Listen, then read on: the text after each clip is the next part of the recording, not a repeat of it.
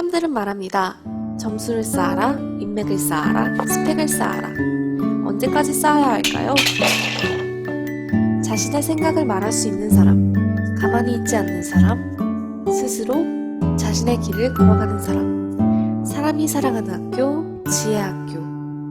철학인문학대안학교 지혜학교에서 신편입생을 모집합니다. 각종 사회 비리에 처절한 똥침을 날려온 딴지일보가 마켓을 열었습니다. 기자들이 검증해 믿을 수 있는 상품들을 은하계 최저가로 판매하여 명랑한 소비문화 창달에 이바지할 딴지마켓. 이제 신뢰를 쇼핑하세요. 주소는 market.딴지.com. 고전이 얼마나 재밌는가를 은하계에서 가장 재밌게 설명하는 책. 딴지 편집장 너브리의 고전문학 읽은 척 매뉴얼. 아직 고전을 모르는 분들께, 그리고 이미 고전을 알고 있는 분들께도 강력 추천합니다. 지금 바로 전국 서점에서 만나보세요. 딴지 마켓에서 구입하는 분께는 저자 사인본을 배송해 드립니다. 암 환자들이 가장 힘들어하는 거는 함께 해주는 의사가 없다는 거였어요. 암 치료도 중요하지만은 침상의 결과가 과학의 결과보다 더 중요하다. 암만 의학적으로 이게 발견됐다 하더라도 더 중요한 건 바로 환자가 말하는 얘기예요. 의사가 한 번 더 얘기해주고 따뜻하게 맞아주고 그러면은 그분들은 더 마음이 편해지면서 이겨낼 수 있는 힘이 있더라고요.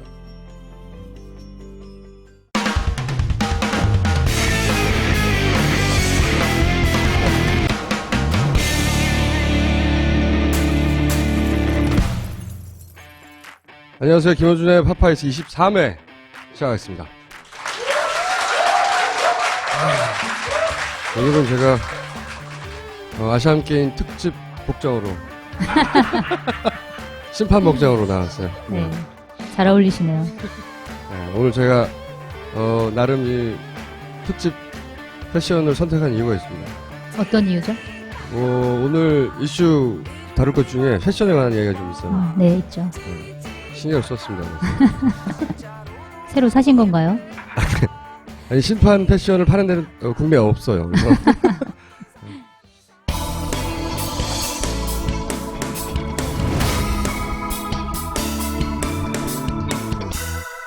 자, 오늘도 송채영화 기자의 브리핑, 이슈 브리핑 먼저 들어보겠습니다. 숙명여대 얘기를 좀 할까 해요. 숙명여대 총학생회가 이번 축제에서 복장을 규제하겠다면서 규제안을 내놨는데, 그러니까 지난 17일에 숙대 총학생회가 2014 청파제 규정안이라고 해서 발표를 했는데요. 청파제라는 건 이제 숙명여대 축제 이름인데, 축제에서 옷차림을 규제하겠다라고 하는 안이에요. 가슴골이 보이는 상의, 몸 부분에 망사 및 시스루 등의 옷차림, 허벅지 50% 이하 길이의 치마는 입을 수 없다. 이것도 있어요. 손을 들었을 때 살이 드러나는 크롭티. 네. 굉장히 세세한 규제안을 내놓고 만약에 이걸 어기면 벌금 10만 원을 물 수도 있다. 이렇게까지 얘기를 했는데 저는 이건 이해 못했어요. 바지 밑 위에서 무릎 뒷선 사이 길이가 5분의 1 이하. 이게 무슨 얘기죠? 그러니까 갈라지는 부분에서 그 밑에까지가 뭐 허벅지에서 5분의 1 이하 이렇게 짧으면 안 된다. 뭐 이런 얘기인 것 같은데요. 힙을 가리는 부위가 네. 너무 짧으면 안 된다? 네. 그런 거죠. 그 표정은 뭐라고 이해를 해야 되나요, 제가? 네, 아무튼, 게다가 네. 담요와 같은 자체적 대안을 마련해야 되는데 네. 하의가 짧을 경우. 축제에서 이제 술집을 운영을 하잖아요. 그럴 때 이제 호객행위를 할 때 뭐 오빠, 자기 이런 용어를 쓰면 안 되고 또 교복을 입으면 안 된다. 이런 규정도 있고요. 그리고 이것도 재밌습니다. 옆팀 의상은 비치지 않는 검은 스타킹을 입어야 되고, 그 다음에 하의 규제에 적합하지 않을 시, 그러니까 예를 들어서 허벅지 50cm 이하겠죠? 50% 네. 이하 길이. 50%. 네. 그 허벅지의 길이를 재서 허벅지 길이보다 더 절반 이하로 짧을 경우에. 네. 예. 그래서 일부에서는 이제 이 박정희 정권에서 민식코트 이렇게 길이 재가지고 규제하던 그때가 생각난다. 그러면서 이제 비판하는 여론도 있는데, 그러니까 사실 이거 단순하게 그냥 중학생에서 너무 심하게 규제를 한다라고 보기에도 약간 애매한 부분이 있어요. 왜냐면 이게 축제에서 굉장히 그 술집을 운영할 때 돈을 이제 벌기 위해서 너무나 노출이 심하고 그 다음에 너무 선정적인 호객행위를 하는 경우가 계속 문제가 됐었다고 해요. 그래서 총학생회 민원이 굉장히 많이 있었고 이런 것들 좀 규제해달라고 하는 요청이 계속해서 들어왔고 그 요청을 받아 안아서 이런 규제안을 만든 건데 규제안을 만든다는 것 자체가 사실은 2014년도에 할 일은 아닌 것 같고, 다만 학생들이 어떤 그런 문제 제기를 했다면 좀 토론을 해서 그럼 왜 우리 축제 문화가 이렇게까지 변질됐을까라는 부분에 대해서 여러 가지를 논의를 해서 약간 캠페인성으로 좀 이거를 운동을 해봤으면 어떨까라는 개인적인 아쉬움이 있는데, 어쨌든 이런 현상에 대해서는 한 번쯤 우리가 고민을 해봐야 되지 않을까 이런 생각이 좀 듭니다. 저도 이 기사를 읽고 저는 걱정이 돼서 이 이슈를 좀 다루자고 했는데, 물론 이제 대단히 70년대적인 사고방식이라고 생각을 하지만, 이게 시대착오적이다, 이렇게 조롱을 하려고 하는 건 아니고요. 걱정이 됐는데, 어떤 걱정이 됐냐. 물론 이제 복장이 지나치게 건전해지지 않을까 하는 걱정도 됐어요. 네. 그거 걱정도 됐지만, 근데 기사를 읽다가 제가, 이거는 좀 문제가 있다 생각한 게 뭐냐면, 총학에서 내세웠던 이유 중에 하나가 뭐냐면, 노출 의상. 네. 그런 학생들의 노출 의상을 찍어서 인터넷에 게재하고 뭐 이런 것이 문제가 된다. 네. 그런데 이제 저는 그래서 아예 노출 의상을 규제하겠다 이렇게 결론이 난 거잖아요. 네, 또 그렇게 된 거죠. 학생들 중에 일부도 이거 너무 노출된 거 아니냐 이런 얘기도 있고. 근데 저는 노출 의상을 사진을 찍어서 인터넷에 게재하는 것이 문제다. 그렇기 때문에 노출 의상 입으면 안 된다. 이렇게 연결된 로직이 이게 치안들의 논리거든요, 원래. 왜냐면은 네가 야하게 입어서 내가 덤빈 거야.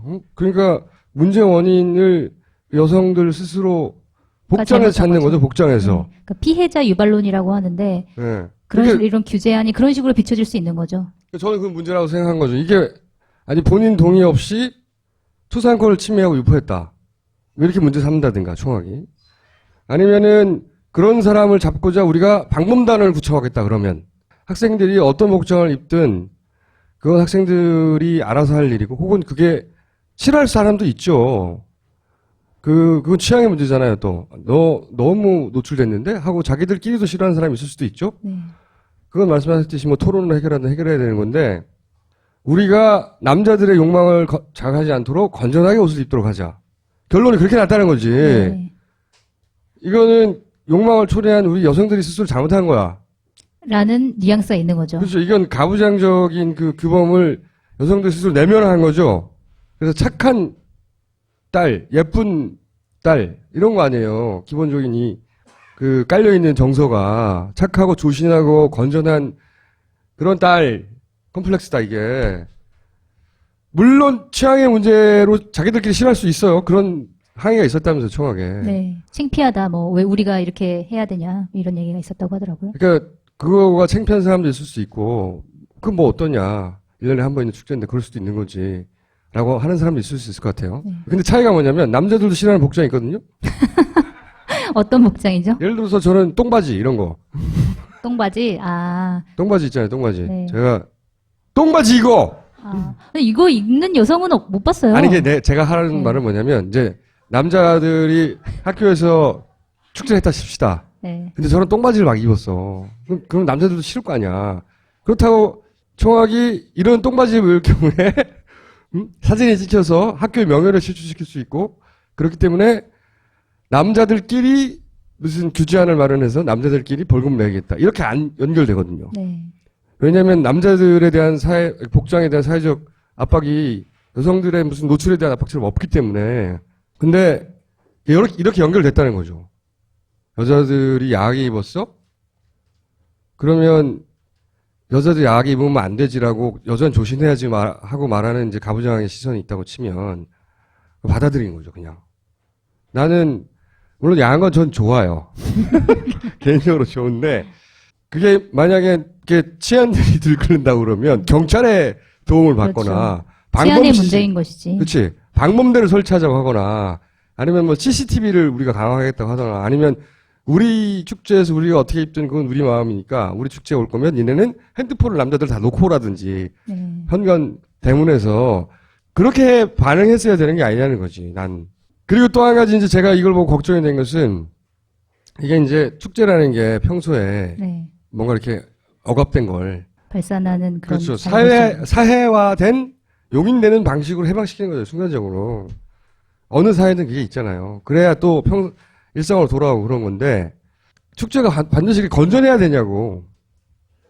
축제로 사고를 치자는 게 아니라, 왜냐하면 살다 보면 저는 이제 이게 우리 20대 현재 뭐랄까요 좀 보수화되거나 혹은 부모들에 의해서 훈육되거나 혹은 시대의 영향 아닐까 여러 가지 걱정을 하는 거죠. 살다 보면 일생을 통틀어 가지고 자기 욕망은 어떻게 생겨먹었고 내 한계는 어디까지고 뭐 이런 것도 실험도 해보고 실패도 하고 실수도 하고 그러면서 이제 자기를 파악해 가기도 하고 뭐 이런 게 용인되는 거의 유일한 기간이잖아요. 대학 기간이. 네. 그러라고 있는 기간이기도 하고 공부하라고 있는 기간이기도 하지만 전 세계적으로 대학생들이 보면 가장 이상한 짓도 많이 하고 네. 실수도 많이 하고 그러다가 새로운 아이디어도 튀어나오고 새로운 창업도 일어나고 뭐 그런 건데 이게 착하고 얌전하고 건전하고 모범적으로 지내는 캠페인만 하면서 대학을 지낼 수는 없잖아. 그렇죠. 어떤 자율성 측면에서 저도 규제를 하는 거는 뭐 좀 다른 방식으로 해야 된다고 생각하긴 하는데, 근데 지금 호객행위가 문제가 되고 많은 사람들이 이거를 반대하는 이유 중에 하나가, 뭐 제가 그렇다는 건 아니지만 어쨌든 너무 상업화된 것 같아요. 그러니까 아이들이 내가 축제 때 정말 이거를 나의 끼를 발산하고 나의 자율성을 보여주는 방식으로 축제가 운영되는 게 아니라 축제 때 또 돈을 벌어가지고 동아리 운영을 한다고 하더라고요. 그러니까 어떻게든 돈을 많이 벌어야 되는 거예요. 많이 벌기 위해서는 손님이 많아야 되고 그러다 보니까 점점 노출이 심해지고 점점 극단으로 가는 건데 그러니까 과연 그게 전부가 정말 나의 자율성을 발산시키기 위한 하나의 방법일까? 아니면 정말 돈을 벌기 위해 스스로 뭐 상품화가 돼가지고 그렇게 하는 걸까? 이런 부분도 좀 그 생각해볼 학생들이 필요가 있는 것 그렇게 같아요. 발상해서 그 방식으로밖에 돈을 못 버는 것에 대해서는 비판의 여지가 있죠. 네. 그것도 방법이라고 생각해요. 자기가 팔 수 있는 걸 파는 거예요. 불법이 아닌 한. 하나의 방법이지만 그렇게밖에 못하냐 니네는 라고 할 수는 있는데 네. 여기서 예를 들어서 학교 당국이 혹은 인근 경찰서가 네. 이렇게 치고 들어왔다면 그거는 문제가 심각한 거죠. 심각하지만 이해는 가요 나는. 그러라고 있는 곳이니까 네. 그게 잘했다 못했다를 떠나서 그러라고 있는 곳이니까 기관이니까 그랬다면 그런 일이 바보 같은 일이 벌어졌구나 하겠는데 이걸 학생들이 스스로 그렇죠. 자율적으로 결정을 한 거죠. 보면 총학에서. 자기들이 이런 결정을 했다는 게 걱정된다는 거죠. 저는 뭐냐면 사회 주류 규범을 자기 규범으로 받아들이기 전에 기본적으로 그게 반드시 옳기만 한가 좀 묻고 따지고 막 그렇죠. 그 과정이 없었죠. 의심하고 하라고 있는 기간이거든요. 이 젊은 기간 청춘이. 근데 그게 고스란히 받아들였다는 생각이 드는 거죠. 그래서 우리가 흔히 경찰이 내리거나 60대 총장님이나 아니면 교수단이 내릴 결정이라는 거죠. 이런 게. 네. 그거를 20대 총학에 내렸다는 게 난 걱정된다는 거지. 얼마든지 이유는 말할 수 있겠죠. 총학도. 학생들의 요구가 있었고 우리도 보기 싫고 뭐 등등등. 이렇게 결정 내리는 아주 쉽잖아요. 쉽기도 하고 안전하기도 해요. 이런 결정이. 특별히 탓할 수가 없어 사람들이. 스스로 검열하는 그런 그러니까 모습 자체가 지나치게 걱정된다는 규범에 말씀이신 거죠? 쉽게 포섭된. 나만 혼자 길게 얘기하는 것 같네? 다들 동의 안 하는데? 나는 그렇게 생각해! 나는 걱정이 돼! 학생들이 이렇게 결정하는 게. 거꾸로 학생들이 경찰이 그렇게 치고 들어왔는데 우린 그렇게 못해! 막 그래서 네. 가슴골이 보이지 않으라고 경찰이 요구했는데 막 가슴골 전부 다 보여주고 막 시위하고. 그걸 원하시는 거 아니에요, 지금 혹시? 물론 원해요. 그랬다면 걱정 안 하겠어요. 평생 그러진 않을 거거든요. 그렇잖아요. 저는 이게 사실은 먹고 자고 입고 하는 가장 기본적인 것에서부터 드러나거든요. 그런 보수성은 쉽게 사회 주류 규범에 자기를 의탁해가지고 그 규범에 하란 대로 하는 거예요. 안전하게. 그게 걱정된다는 거죠. 나는 이게 시대착오적이라는 게 아니라 걱정이 되는 겁니다. 저는 학생 집단 이게 꼭 숙명여대 문제라고 생각하지 않고요. 네. 총학 특별히 누구 한 사람이 잘못했다고 생각하지 않고요. 숙대 총학이 그런 얘기를 하길래 네. 생각을 한번 해봤어요. 제가 여행 다니면서 그 20대 뭐 꼭 대학생이 아니더라도 10대 후반에서 20대들이 입고 다니는 패션 전 세계적으로 얼마나 다양하고 폭이 넓은지 그리고 축제 기간이나 뭐 자기들끼리의 무슨 행사 기간 동안에 입는 옷들이 얼마나 과감하고 말도 안 되는 건지 이 정도면 굉장히 정상적인 수준이라고 저는 생각하는데 이게 70년대 나왔다면 이해가 가는 규정이나 2014년에 학생들 스스로 이런 규정을 내고 이게 문제가 없다고 스스로 생각하는 것이 단순히 숙대 학생들만 특별히 이상하지는 않을 거 아니에요. 네. 그렇죠. 이 정도의 수준으로 사회 규범을 받아들이고 자기 규제를 하고 있구나. 그래서 걱정이 됐다는 거죠, 저는. 너무 길게 얘기했어요? 그러다 보니 이제 패션 생각이 나가지고 이것도 있고요. 좋아, 오늘은 아시안게임 특별. 자, 두 번째 이슈. 네, 두 번째 이슈 말씀드리면 검찰이 사이버 명예훼손 전담팀을 신설했다고 발표를 했죠. 지난 18일에 대검에서 서울중앙지검에 사이버 명예훼손 전담 수사팀을 운영하고, 그러니까 명예훼손을 사이버상에 퍼뜨리는 최초 유포자는 적극적으로 구속 수사를 하겠다. 그리고 그 게시물을 단순히 전달한 사람도 최초 게시자에 준해서 엄벌하겠다. 그리고 인터넷을 상시 모니터링 하겠다. 이렇게 굉장히 강력한 안을 내놨어요. 그러면서 저런 얘기도 하죠. 포탈, 커뮤니티, 카톡 이런 얘기도 나왔죠. 근데 카톡은 좀 오해가 있는 게, 그러니까 마치 카톡 처음에는 내용 말했어요. 말하지 않았습니다. 아, 그래요? 네, 검찰 발표 제가 그래서 저도 궁금해가지고 검찰 보도 자료 말한 걸로 달라고 해서 보도가 봤어요. 됐던데, 처음에는. 네, 근데 보도가 잘못됐더라고요. 그러니까 보도 자료 달라고 해서 봤더니 거기에는 이제 인터넷, 그러니까 포털 사이트에 나와 있는 그 공개된 글을 상시 모니터링 한다는 거고, 사실 카카오톡 내용은 사적인 대화 내용이기 때문에 이건 영장 없이는 볼 수가 없거든요, 검찰에서. 근데 어쨌든 그런 소문이 돌면서 메신저 얘기는 그럼 왜 나온 거예요? 그런 오해가 일단 일차적인 오해가 있었고, 그래서 내 카톡 개인적인 대화방을 검찰이 볼 수도 있겠구나 이런 오해 때문에 다른 메신저로 많이 옮겨가는 현상이 있었고, 그 다음에 그게 법적으로 허용이 안 되더라도 박근혜 정부에서는 왠지 몰래 할 수도 있지 않겠느냐라는 불안감 때문에 또 옮겨가는 사람도 있는 것 같고 그런 것 같아요. 근데 사실 저는 카톡을 안 하는데 카톡의 메시지가 하루에 뭐 몇십억 건이라고 하니까 네. 전 국민을 상대로 실시간 모니터링하는 건 불가능하죠. 네. 불가능한데 불가능하고 실제로 불법이기도 하고요. 합법이냐 불법을 떠나서 10억 건이라고 칩시다. 10억 건을 어떻게 모니터링해요? 그건 불가능하죠. 근데 하려고 든다면 가능하죠. 하려고 든다면 기술적으로. 뭘 할 수 있냐면 특정인 간의 메시지는 실시간으로 할 수 있죠. 업체의 협조를 받는다면. 그리고 그것도 있더라고. 키워드를 쳐가지고 뭐 중간에 이제 저장된 메시지를 키워드 검색을 통해서 볼 수 있는 기술적인 부분도 가능하다 뭐 이렇게 얘기도 그리고 하더라고요. 그 메시지는 그 서버에다 저장이 돼 있거든요. 네. 아시다시피 우리가 폰에 지운다고 해서 지워지는 게 아니죠. 서버에도 저장이 돼 있으니까. 그리고 업체의 협조를 받는다면 특정인 간의 사적 대화는 기술적으로 들여다보는 게 가능하죠. 실시간으로. 기술적으로 가능하다는 겁니다. 기술적으로는. 그게. 네, 상시 모니터링이라는 이 단어 자체가 굉장히 사람들 겁박하는 측면이 있는 것 같아요. 그래서 너희들 알지? 내가 검열하고 있어. 그러니까 너희들 조심해. 이런 처음 쓴 놈은 무조건 잡아가고 네. 그거 퍼뜨린 놈도 처벌한다는 거 아니에요. 네, 자기가 쓴 게 아니어도. 그래서 저는 궁금해가지고 검찰에 전화를 했어요. 아까 담당 검사 전화를 해서 아니 그러니까 뉴스에도 카카오톡 내용까지 지금 검열하는 걸로 상시 모니터링 하는 걸로 나오는데 이게 맞는 거냐 그랬더니 말도 안 된다. 그거는 영장 없이는 볼 수가 없고 우리는 포털 사이트에 나와 있는 공개된 문서를 상시 모니터링 하겠다는 이렇게 얘기를 하더라고요. 근데 그건 카톡 문제가 이슈화 되고 나서 바뀐 태도 아니에요?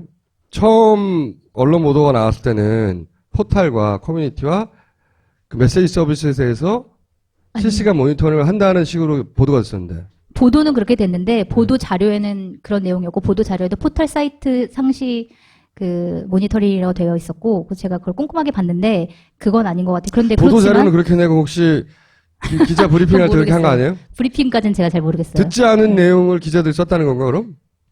왜냐면 그렇게 발표를 하면 그건 엄청난 문제가 되죠. 왜냐면 카카오톡 내용까지 자기네들이 상시 모니터링을 하겠다는 건 법적으로 말이 안 되는데 법적으로 말이 안 되는데 저도 발표할 그래서 수가 이상하다고 없죠. 생각했는데 네. 초반에 나온 기사들은 그렇게 나왔거든요. 초반에 나온 기사들은 가장 이 뉴스를 먼저 보도한 것이 이제 IT 쪽에 전자신문에서 전자신문이나 이런 네. 쪽인데 민감하니까 거기서는 분명히 그런 식으로 이해한 네. 것처럼 그러니까 기사에 카카오톡 대화 내용도 이 상시 모니터링에 포함된 것으로 알려졌다 이렇게 나왔어요, 정확히. 그래서 제가 그러니까요. 그거를 보고 검찰에 전화를 한 거죠. 근데 보도가 그건 이렇게 차후고 나왔는데.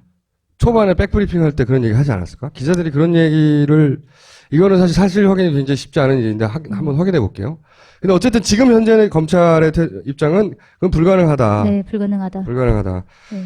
근데 어쨌든 카카오톡 내용은 불가능하더라도 전반적으로 인터넷에 대해서는 상시 모니터링을 하겠다라고 얘기한 것 자체가 굉장히 이거는 검열을 강화하겠다 이런 내용이고, 그 다음에 이렇게 18일에 발표를 했는데 16일에 박근혜 대통령이 얘기를 했거든요. 조지라고. 네, 사이버상의 국론을 분열시키고 아니면 말고식의 폭로성 발언이 도를 그렇게 말하지 넘어서고 있다. 않았고요. 네. 해석을 하면 나 욕하는 놈은 다 조져 이렇게 말했는데 검찰이 나 욕하는 이런 놈은 다 행위에 조져! 대해서 네, 철저히 밝혀야 된다. 이렇게 검찰이 딱 지시를 이랬더니 네, 그런 내렸고 말이에요, 지금. 이틀 뒤에 바로 전단팀을 신설해가지고 엄벌을 하겠다 이렇게 나온 건데, 이거 자체가 사실은 검찰의 정치적인 모습을 단면적으로 보여주는 게 아닌가. 진짜 허위사실 유포 명예훼손을 조사하려면 잘 됐어 그 팀.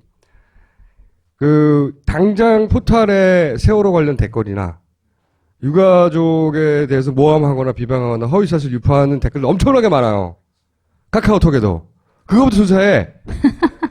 그거 조사하면 조직적이고 대규모 활동이 드러날 겁니다. 그건 안 하겠지 근데 씨발. 거기 많잖아요. 뭐 유민 아빠가 이혼하고 나서 돈을 노리고 이렇게 한 거라느니 문자도 오잖아. 한두 개 정도 할 수 있어요. 한두 우리는 개 이거 정도. 이런 거 한다라는 걸 한두 보여주기 개 정도. 네. 끄트머리에 우리 파파이스의 수사권을 일주일만 주시면 싸그리 잡아들일 수 있는데나. 응? 그리고 어쨌든 저는 이 카톡이 영장 없이 그걸 내주지 않을 거라고 생각하지만 당연히 그렇겠죠. 네. 관계자들이 지금 난리가 났다고 하더라고요. 그것도 기대하고 있고 그렇게 기대하고 있고 그렇게 생각하지만 어쨌든 원천적으로 불가능한 건 아니라는 겁니다. 기술적으로는 가능하다는 거예요, 이게. 그게 이제 불안하게 만드는 거죠, 사람이. 지금 현 시국이 모든 게 합법적이고 이상적이고 상식적으로 돌아간다고 생각하지 않기 때문에 많은 사람들이 메신저를 옮기고 있죠. 네. 네. 그래서 제가 옮길 메신저를 하나 소개해 드리려고요. 카톡에는 불만 없어요, 저는. 개인적으로 안 쓰긴 하지만. 지금 최근에 그래서 급부상하는 메신저가 하나 있어요. 그러니까 원천적으로 이게 불가능한. 벌써 저희는 몇 달 전부터 쓰고 있어요, 이거 사실. 이거 써라. 총수님의 선견 지명으로 미리 아니, 쓰고 있었던 선견 지명이라기보다는 이런 일이 벌어질 줄 알고. 프로그램을 하나 소개해 드릴게요. 이 프로그램을 소개하는 이유는 여러 가지 이유가 있어요. 기술적으로 뛰어나요. 근데 기술적으로 뛰어난 것만이 이 프로그램, 메신저 프로그램을 소개하는 이유가 아닙니다. 우선 소개를 드리면 텔레그램이 있는 게 있어. 우선 이거는 공짜입니다. 광고도 없어요. 이게 내가 어떤 특정 회사를 위해서 홍보하는 게 아니잖아, 전혀. 그리고 여기 보면은 자기들이 그런 말도 써놨어요. 왜? 이 사람이 개발한 건데. 잘생겼죠? 잘생겼다. 러시아 사람이에요. 파블 드로브라고. 젊어요. 이 사람이 자기 형하고 같이 개발한 건데. 니콜라이 드로브. 형제예요, 형제. 그리고 미국에 페이스북이 있다면, 러시아에, 뭐더라, 이름이? VK인가? 서비스가 있어요. 유럽에서 가장 많이 쓰는, 유럽판 페이스북이에요, 그게. 그 창업자거든요, 이 사람은. 백만장자예요. 잘생긴 데다가 백만장자. 형은 이 세계 왜 수학 경시대 이런 거 있잖아요, 왜. 중고등학교 때. 거기 나가서 우승하고 그러던 사람이고. 암호코드는 그 사람이 개발했고. 똑똑하게까지? 응. 아니, 형이. 형이. 네. 동생도 똑똑하게. 이 사람은 철학을 전공했어요, 철학을. 아. 아버지가 철학자고. 인문학적인 소양까지 갖추고 있는. 정말 완벽하네요, 정말. 하여튼 잘생기고 인기도 굉장히 좋아요. 근데 이 사람이 개발한 건데, 이렇게 말했어, 텔레그램에 대해서. 프리고, 그리고 계속 프리일 것이고, 광고도 없고, 그 다음에 피도 없고, forever. 선언한 거예요. 자기가 번 돈으로 운영하는 겁니다, 그냥. 멋지죠? 네. 일단 그 기본 정신이 멋지고, 제가 텔레그램을 쓰기 시작한 것은 개인적으로 보안상으로도 훌륭해요. 일단 보안상으로 훌륭한 걸 설명드리면, 이제 메신저라는 걸 우리가 문자를 보내면 그게 서버를 거쳐서 상대방한테 날아가잖아요. 그러면 많은 메신저 프로그램이 그 중간 서버에다가 메시지를 저장한다고요. 그래서 그 서버를 흔한 표현으로 따면 그 메시지가 다 있는 거죠. 그 개개인들의 핸드폰을 따지 않더라도. 이 텔레그램은 서버에 저장되는 기간이 한정돼 있고, 그리고 서버에 되지 않고 아예 그냥 그 단말이라고 그러죠. 내 핸드폰과 상대 핸드폰에만 저장되는 게 하는 기능도 있어요. 시크릿 기능이라고. 그러면 서버에 아예 저장이 아무것도 안 돼요. 죽이잖아. 응? 그렇죠? 그리고 이 서로 주고받는 메시지 자체도 암호화돼서 상대와 나만 열어볼 수가 있어요. 자동 폭파 기능도 있잖아요. 자동 폭파 기능 좀 더 설명하겠고 대단히 훌륭한 기능들이 많이 있는데 이 사람들이 상대방이 러시아 확인하면 뭐 3초 뒤에 메시지가 자동으로 삭제되는. 그렇죠. 그런 기능도 훌륭합니다. 있어요. 자폭 기능도. 이 기능들은 다 러시아에서 사업을 시작한 이 두 형제가 러시아 정보 기관으로부터 자신들의 정보를 보호받고 싶어서 스스로 개발했다고 이야기해요. 네. 실제로 이야기하고 그리고 이제 이게 말로만 끝난 게 아니라 제가 이 기사를 보고 나서 이거 써도 되겠다 싶어서 쓰기 시작했는데 올해 4월달 이런 일이 있었습니다. 러시아 우리나라 국정원에 해당되는 정보국에서 비밀 정보국에서 그 VK 그 CEO인 이 파블 드로브에게 가서 요청을 했어요. 뭐냐면 우크라이나에 있는 유로마이단 운동, 유로마이단이라고 설명할 게 많네. 우크라이나가 왜 올 초에 생각나시는지 모르겠는데 대통령이 도망갔어요. 막 우크라이나의 사람들이 막 광장에 몰려 나와가지고 막 데모를 하고 그래가지고 결국은 친러 정권이었던 대통령이 도망갔다고요. 그 광장을 유로마이단이라고 하고 유로마이단 운동이라고 하거든요. 그거를 그때 당시에. 그러니까 러시아를 축출하고 우리가 유럽 쪽에 EU에 가입하겠다고 하는 그런 운동이죠. 거기에 운동 세력 40명의 명단을 요구했어요. 이 사람한테. 네. 이 CEO한테. 공문이에요. 공문이고 40명의 VK 주소가 적혀 있어요. 이 사람들의 신상 정보를 넘겨달라고. 이 파블 드로브가 어떻게 했냐면 이 파블 드로브가 거절합니다. 우리나라 국정에 해당되는 비밀정보국의 요청에 거절을 하고 그 요청을 보낸 공문을 그냥 자기 페이지에 올려버려요. 나는 이걸 거절한다고. 응? 공개할 수 없다고. 멋있네요. 우리 서비스에 올라 있는 사람들의 프라이버시를 내가 보장한다고 했고 그렇기 때문에 공개할 수 없다고 올려버려요. 그리고 나서 자기가 창업한 이 VK 그 회사의 CEO에서 잘립니다. 그 주주들이 소위 이제 친푸틴 주주들이 네. 얘를 쫓아내요. 얘를 쫓아내고 사실상 이 사람은 망명을 해요. 다시는 러시아로 돌아오지 않겠다고. 독일로 간 건가요, 그래서? 이 텔레그램의 서버는 러시아 사람들이 만든 거지만 베를린에 있어요. 네. 지금 독일에 있는지 어떤지 모르죠. 원래 이태리에서 자랐거든요. 이태리 학교에서 교수를 했대요, 아버지가. 왜 이렇게 자세히 알지, 내가? 마음에 들어서. 이게 사실 굉장한 일이거든요.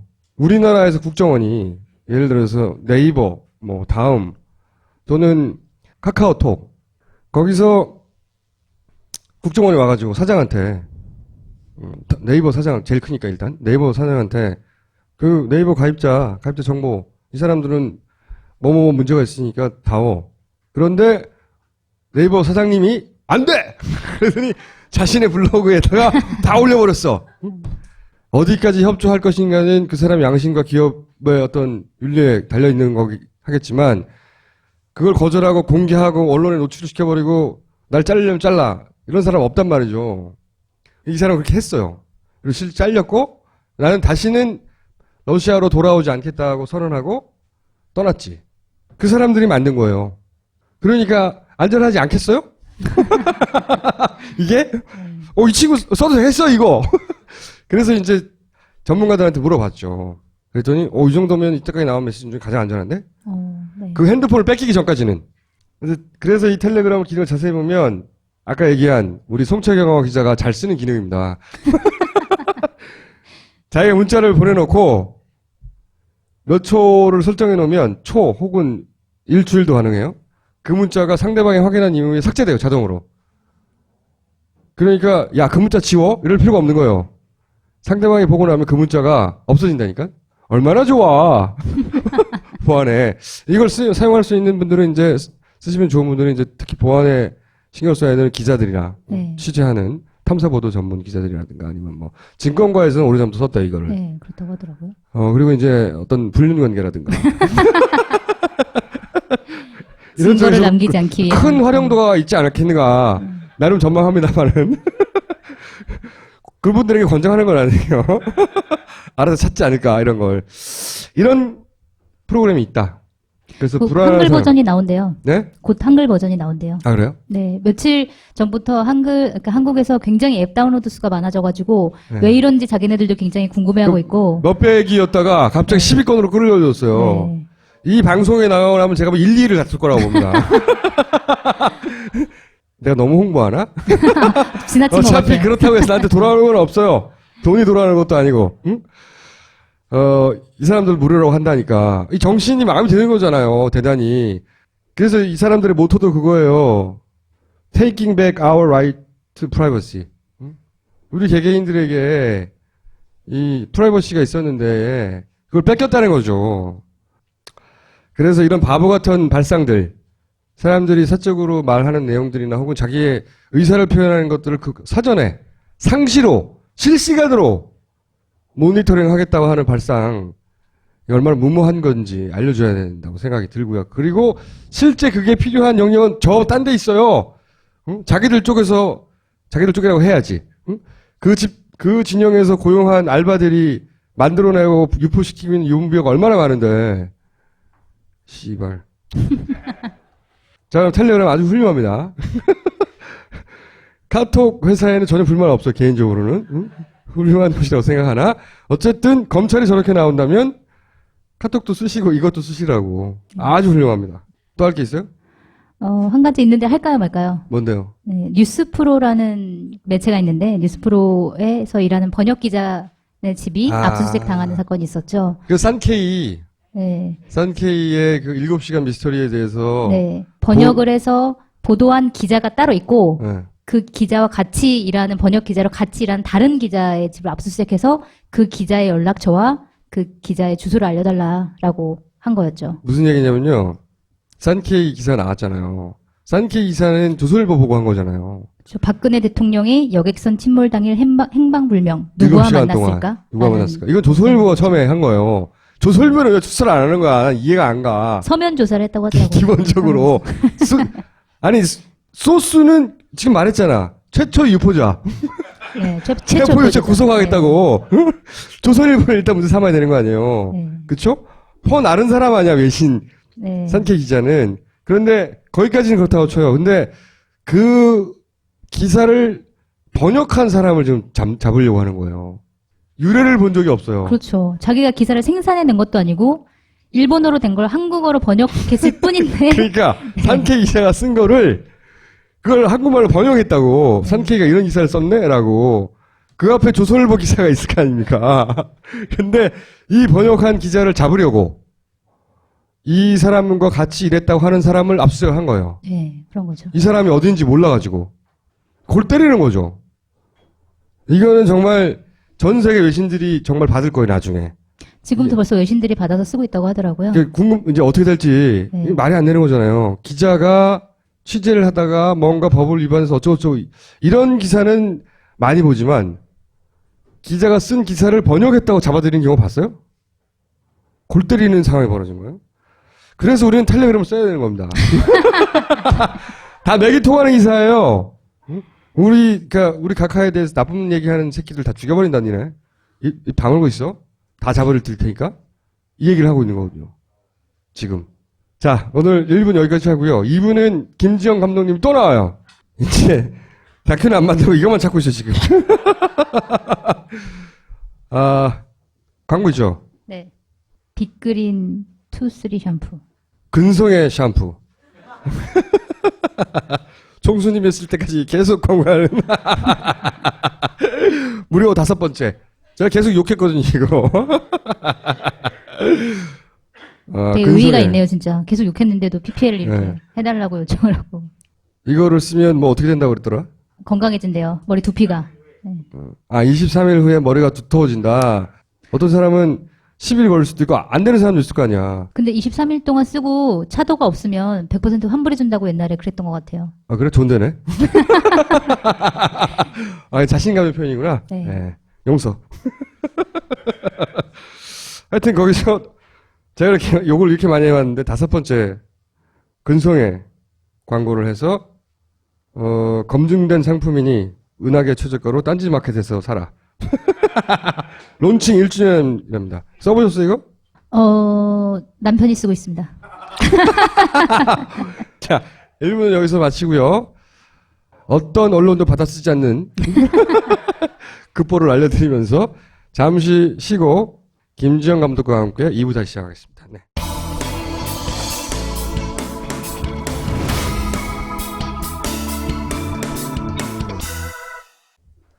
김지영 감독님 나오시죠.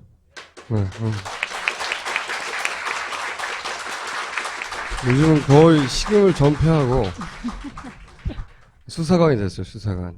진짜 수사 기소권이 있으면 이분한테 드려야겠다는 생각이 들 정도로 제정신이 아니에요 요즘. 숫자들과 싸우며. 그런데 또 그 지난 시간에 이야기한 데서부터 또다시 새로운 걸 찾아낸 자료들이 존재하고 이번 시간 말고 그 다음 시간에 또 다룰 것도 있대요. 오늘 다룰 것만. 고정 출연으로 계속 가실 것 같아요. 네, 당분간 계속 나오지 않으시겠는가 싶은데.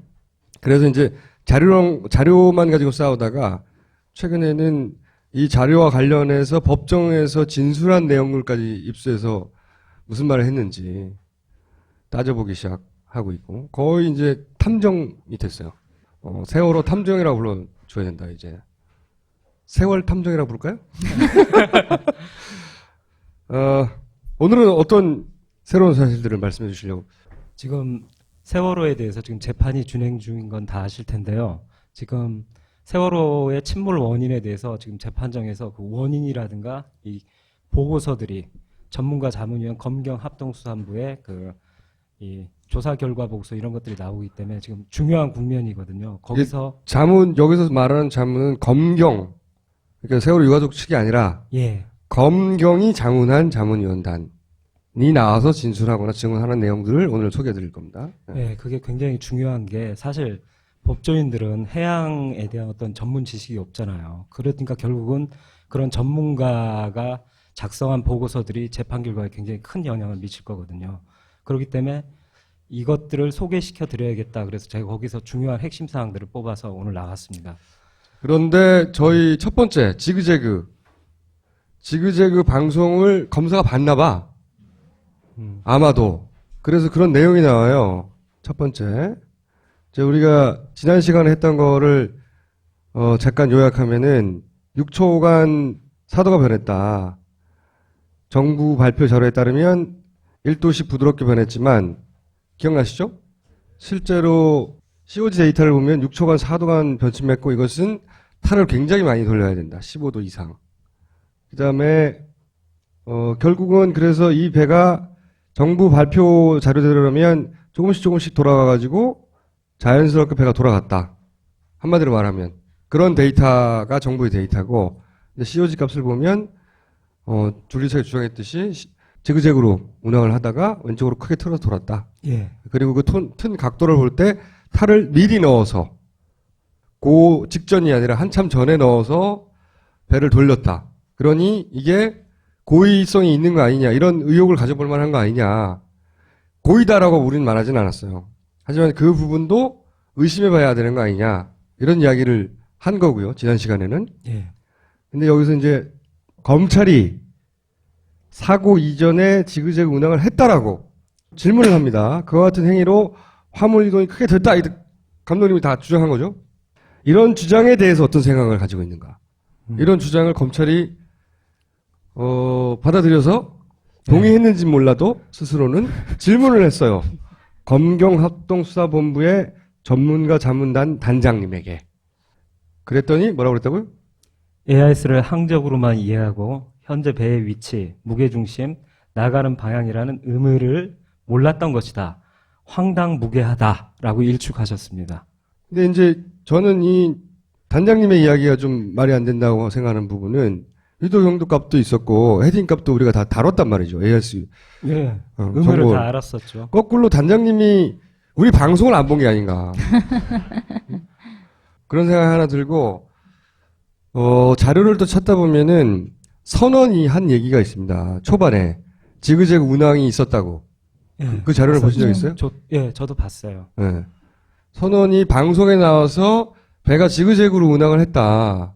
여러 가지 배에 문제가 있었다고 얘기하면서 그 얘기를 했거든요. 예.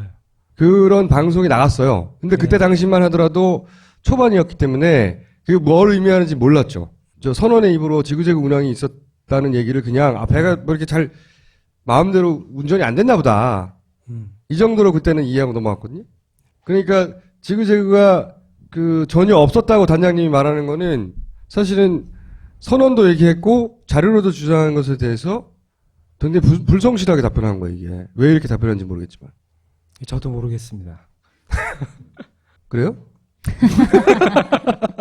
근데 여기에 대해서 어떻게 보면 제 반론일 수 있겠는데요. 네. 왜냐하면 다시 이 기사들을 읽고 나서 속기록 같은 걸 보고 나서 제가 다시 전문가를 또 만났습니다. 네. 조류 얘기 저번에 드렸잖아요. 그렇죠. 바람, 조류 뭐 이런 얘기. 네, CO2와 헤딩값의 차이는 조류라는 원인 바람인데 바람은 거의 안 불었다고 하니까 이제 조류가 가장 많았을 것 같아서 조류를 좀 더 깊이 파자. 그래갖고 또 전문가를 만나갖고 같이 자문을 들으면서 또 가르침을 또 받았습니다. 가르침을. 네. 네, 보니까 이게 이제 조류의 표시인가요? 네, 방향도 더 넣어갖고 더 디테일하게 하는 것을 조류가 이렇게 흘렀다? 예, 그때 당시 50분 그리고 40분 요 디테일한 또 데이터들이 다 있더라고요. 그래서 그분도 그걸 받고 그래서 이 벡터 값을 합쳐야 된다는 좀 어려운 말씀을 쓰시더라고요. 근데 알고 보니까 그렇게 힘든 건 아니고 가는 속도 내가 이쪽으로 달려가고 있으면 달려가는데 옆에서 조류라는 애가 이렇게 밀면 그 힘이 합쳐져서 내가 왼쪽으로 약간 비스듬히 가게 되잖아요. 그 힘을 각도를 갖고서 힘을 합성해야 된다. 그런 되게 단순한 얘기예요. 고등학교 물리 시간 이후로 들어본 적이 없는 벡터값. 네, 저도 그랬어요. 고등학교 벡터라는 말 듣니까 처음엔 겁먹었는데 별게 아니구나라는. 그러니까 요 힘과 요 힘을 합쳐서 새로 발생되는 위치와 속도. 그 편차가 바로 네. 헤딩과 COG를 결정하거든요. 내가 달려가는 힘 그리고 옆에서 조류가 미는 각도에 의해서 그 힘이 합성돼 갖고 헤딩과 COG의 어떤 그 격차들이 나타난다 이 얘기를 하면서 그 노트 이런 걸로 계산하시는 방식을 하시면서 검증해 주셨어요. 조류의 방향성과 속도는 발표돼 있으니까. 예, 이미. 다 데이터로 나와 있는 겁니다. 그래서 벡터로 해서 합성하는 걸 갖다 가르침을 받고 거기서 해서 또 데이터를 냈습니다. 그랬더니 예.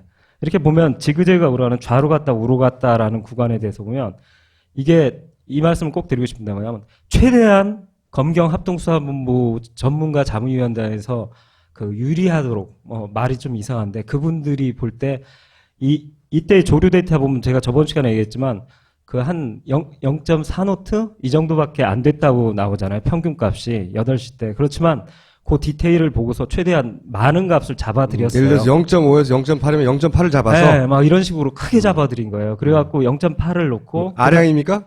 예. 아량입니다. 그래갖고 이 배가 올 때 속력도 사실 18노트에서 잘 아시겠지만 17노트로 줄어드는데 그냥 17.5노트로 또 동일하게. 이것도 줄여줬어요. 최대한. 그래서 조류 때문에 최대한 배가 많이 흔들리도록 계산했다는 거죠. 예, 그렇죠. 조류도 최대값을 제대로 주고 속력도 18노트에서 17.5노트로 변했다면 17.5노트로 주고 이런 식으로 최대한 계산을 해봤더니 허용폭으로 그랬더니 계산해봤더니 편차가 이 각도상 1.5도밖에 안 나요. 이 계산상으로는 구간에서 예 요 구간에서는 많이 줘도 최대한 그러니까 해줘도 배가 원래 가고자 하는 방향과 상관없이 조류 때문에 이게 배가 흔들려가지고 예, 편차가 생기더라도 벡터 값을 이렇게 계산하는 거라는 걸 전문가로부터 듣고 예 그 전문가는 직업이 뭡니까? 예? 전문가. 예. 뭐 항해사일 수도 있고 뭐 선장일 수도 있고 뭐 교수님일 수도 있고. 예, 그런 분이죠. 보호 차원이라는 거 있잖아요. 기사 쓰시는 분들. 취재원 보호 차원에서 아니 뭐 한 성도 안 나오는데 직업만 가지고 어떻게 알아요? 한 교수는이라거나 한 오래 회사. 항해를 하신 분. 오래 항해를 하신 예, 분이요? 그리고 뭐 교수님도 다 이렇게 계산을 하시더라고요. 오케이. 벡터 값으로 해가지고. 그래서 그렇게 가장 조류에 영향을 많이 받도록 수치를 넣어서 계산했음에도 불구하고 1.5도밖에 안 나왔다. 1.5도밖에 안 난다라는 실제로는 것이죠. 4도가 문제인 거죠. 그러니까 조금 이따 보실 텐데 헤딩과 COG의 격차 나면 저번에 선장님이 얘기하신 네. 것처럼 4노트 이상의 힘으로 옆에서 밀어 제쳐야지 헤딩은 똑바로 가려고 하는데 나는 왼쪽으로 4도 이상 이 왼쪽으로 가버리게 되는 효과가 나는데 얘는 보시면 알겠지만 많이 남았자 얼마 안 돼요. 이거 이제 회전 구간까지 해갖고 이제 두 개를 보여드릴게요. 보면 이쪽에서 좌로 갔다 우로 갔다 보면 많이 좁았자 1.5도 이 정도밖에 안 나요. 그리고 좌로 이렇게 가다가 좌회전했다 우회전으로 트는 곳도 보면 편차가 1.6도 이 정도밖에 데이터상에 안 나요. 근데 보시면 알겠지만 그 47분, 48분을 보면 5도 이상 나 있잖아요. 그러면 여기서 답변을 해주셔야 돼요. 아니 그러니까 바람도 아니고 바람도 아니고 조류도 아닌데 배가 네. 그 각도가 많이 틀어졌다. 네. 그러면 일부러 튼 게 아니면 왜 틀어졌냐 이런 질문인 거죠. 그러니까 헤딩 값이 그 이상하다는 거에서 네. 뒷부분 회전 구간에서 나침판 고장났다고 말씀하셨잖아요. 지난 시간에 그러니까 네. 여기도 고장난 거냐? 지난 시간에 못 보신 분을 위해서 왜 네. 그 정부 발표 수치에 따르면 뱃머리가 병풍도 오른쪽을 바라보고 있었는데 그 수치를 그림으로 표현하면 근데 실제 둘라이에스에서 찍은 그 그림은 뱃머리가 반대쪽을 바라보고 있었죠. 그래서 이 수치가 틀렸다라고 주장하려고 했더니 나침판이 고장났다고 그 구간에서 이런 얘기가 나왔죠. 그게 지난 시간까지고 그래서 우리가 그러면 그 나침판이 정말 고장이 잘 나는 건지 한번 재조사하게 알아보자는 거 하나와 그리고 그때 조류값에 의해서 편차가 많이 생긴다 했는데 조류값으로는 이것밖에 안 생긴다. 기껏 해봐야. 그러니 1.6도를 벗어나는 5도 이런 차이는 어떻게 설명할 거냐. 배를 돌리는 게 아니라면. 혹은 헤딩 값을 만졌다고 표현하셨나요? 종수님이 누군가 만지지 않았다면 왜 이런 오차가 생기느냐. 왜 헤딩 값이 COG하고 이렇게 큰 격차가 비현실적으로 비과학적으로 생겼느냐. 여기서 발표를 해주셔야죠. 그거는 이제 정부에서 할 일이죠. 네, 그 그렇죠. 나침반이 고장났을 수도 있다라는 얘기는 그 아까 똑같은 그 단장님이 하신 건가요? 나침판은 단장님이 그 회전 구간에서 나침판 고장론을 말씀하셨거든요. 근데 보면 한 3초간 일시적인 걸 얘기했는데 단장님은 그 뒤에 병풍도를 바르면서 둥둥 뜬 거에 대해서 언급을 안 하셨어요. 그렇게 되면 왼쪽으로 심하게 초당 15도 막 비현실적으로 돌고 3초간 그때 잠시 쇼크를 먹고 나서 병풍도를 바라보면서 둥둥 떠다녀갖고 거의 9시 14분 15분까지 데이터가 다 나침판 고장으로 가버려야 되거든요. 그럼 그분들의 손에 남는 데이터는 한 20초? 헤딩값 요것밖에 안 남아요. 그거 갖고 이제 침몰 원인을 조사해야 되는 이런 이상한 상황이 발생했거든요. 지금 말씀 뭐냐면 그 나침판이 고장났다고 하는 구간은 짧아요. 배가 급하게 돌았을 때. 그 구간이 고장나서 그런 거라고 단장님이 말씀을 하신 거고. 그 구간이 3초 동안 고장났다고 3초 동안 이상 현상을 보였다니까 이건 나침판 고장 말고는 설명할 수가 없다. 왜냐면 마이너스 값이 나왔기 때문에. 마이너스 그리고 1초에 15도 돈다는 건 거의 UFO나 가능한 수치거든요. 그러니까 UFO라고는 할 수 없잖아요. 그러니까 뭔가를 설명해야 되니까 거기서 또 질문도 나왔어요. 조작 가능성이 있느냐 뭐 해서 조작 가능성은 없다. 그러니까 둘 중에 하나밖에 없잖아요. 정말 나침반이 고장 나서 그런 이상한 수치가 나왔거나 아니면 숫자를 조작하다가 잘못했거나 둘 중에 하나밖에 없는데 그때 이제 저희가 보여드린 사진 둘라이에스 사진에서는 뱃머리가 왼쪽을 보고 있다. 근데 그 뒤에 숫자는 오른쪽을 보게 나왔다. 그러니까 그 짧은 구간만 고장난 게 아니라 고장났다면 전체 뒤에 다 고장난 거 아니냐. 다 날려야죠. 다 날려야 되는 거죠. 근데 단장님은 뒷구간에 대해서는 얘기를 안 했다고요. 아직 그리고 언급 안 했어요. 앞구간에 대해서도 사실 얘기 안 한 거잖아요. 지금 앞구간 이 지그재그 구간. 운항한 구간도 사실은 앞구간도 지그재그 없다고 이제 황당무계 한 주장이라고. 이쪽으로 말씀하셨어요. 네. 여기도 설명해 주셔야 돼요. 이제 단장님, 그러니까 소위 이제 검경에 조언을 해준 전문가 집단은 검경에 발표했듯이 배가 정상적인 운행을 하다가 타가 심하게 돌아서 가라앉았다. 그러니까 그 이전에도 문제가 없었고 그 이후에도 사실은 뭐 배가 이쪽으로 돌았다니 저쪽으로 돌았다니 그런 얘기가 전혀 없는 거예요, 현재. 그리고 사실 자이로 얘기는 다음에 드릴 텐데 거기서 자이로 얘기도 질문이 나왔어요. 자이로 고장에 대해서 나침판 고장에 대해서 자이로 컴퍼스가 잘 고장이 나느냐 이 질문에 대해서 그분 답변을 보면 거의 고장이 안 난다. 이렇게 답변하셨어요. 고장 났다고 말한 분의 답변도 원래는 거의 고장이 안 난다. 고장이 안 난다. 이렇게 또 답변하셨어요. 그러나 조작 가능성을 아니다라고 생각하면 거의 고장이 안 나더라도 나침반 고장이라고 답변을 하신 것이죠. 뭐 기계라는 게 퍼펙트할 수는 없으니까 고장 날 수는 있겠죠. 근데 하필이면 그 순간에 좀 고장이 났다는 거지. 하필이면 그렇게 고장 났을 수도 있는 거고요. 하나의 가능성. 두 번째는 누가 만졌을 수도 있는 거죠. 누가 만졌다는 얘기를 절대로 할 수 없는 반장님이잖아요. 그렇게 생각 안 하실 것 같아요. 본인이 거짓말을 한 게 아니라 저거는 누가 만졌을 리가 있나, 정부가 발표한 거니까. 예. 그러니까 뭐 이 기계 고장 났겠지, 이런 추론이겠죠. 아무리 확률이 낮아도 예. 기계밖에는 설명할 게 없어. 이렇게 보셨겠죠. 그러니까 조작 가능성이라든가 누군가 만진 것을 제외하면 예. 아무리 천문학적으로 뭐 휘박하더라도 근데 이 조사단은 그런 걸 제외하면 안 되는 거거든요. 사실은. 그래서 저는 그 단장님이 이제 평생의 전문 지식으로 얘기하셨겠지. 예. 당연히. 그렇죠? 양심에 기반하여 하셨겠으나 어떤 가능성에서 배제하지 말라고 조사단이 있는 거잖아요. 그렇죠. 예. 예. 근데 그 조작 가능성을 배제하니까 거의 고장이 안 나는 얘가 고장 나야 되는 거지, 지금. 그거밖에 안 남는 거죠. 그거밖에 안 남은 거다라고 저는 이해가 됐어요, 그게. 고장 났을 수도 있어. 그래서 저희가 그 부분은 따로 제작사나 유명 회사들을 통해서 이게 배가 획 돌면 획 고장 나요, 이게? 이런 질문들을 하고 있는 와중. 조사 중입니다. 네. 예. 조사 중이고 답변이 다음 시간에 오면 또 나오겠죠? 자, 어쨌든 조류의 영향은 크지 않다. 예, 그러니까 이 헤딩값과 COJ 차이에 대해서도 네. 나침반 고장인지에 대해서 정확히 발표를 해줬으면 참 고마울 것 같습니다. 그 나침반을 건져가지고 예. 그걸 테스트를 해봐야 되겠죠, 이제. 그것도 해봐야지. 원래는 고장 안 나는데 딱 이 한 대가 고장 난 거야. 그럴 수도 있잖아요. 모르겠어요. 까다롭기로 소문난 딴지 마켓에서 가장 높은 평점과 가장 높은 재구매율을 기록한 상품, 유해 화학 성분이 없는 약산성 식물 성분의 빅그린 투쓰리 샴푸입니다. 민감한 문제성 두피를 가지신 분이라면 딱 23일만 써보세요. 그 이유를 알 수 있습니다. 지금 딴지마켓에서 만나보세요. 아이들을 위한 빅그린 베이비 4종 세트도 있습니다. 스마트폰 낭자, 오늘 밤은 내가 채워주리다.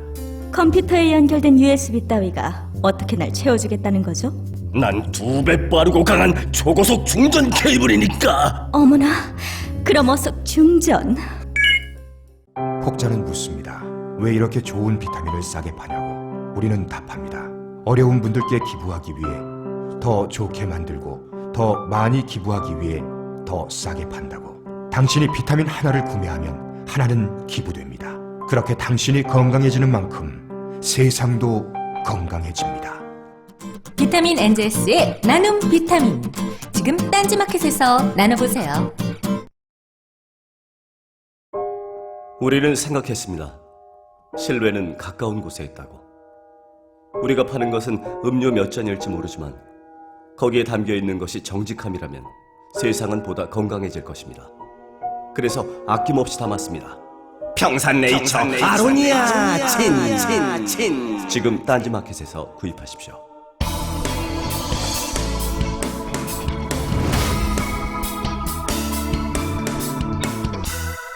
자, 그럼 챕터 2. 이 챕터 2에서 다루실 내용의 핵심은?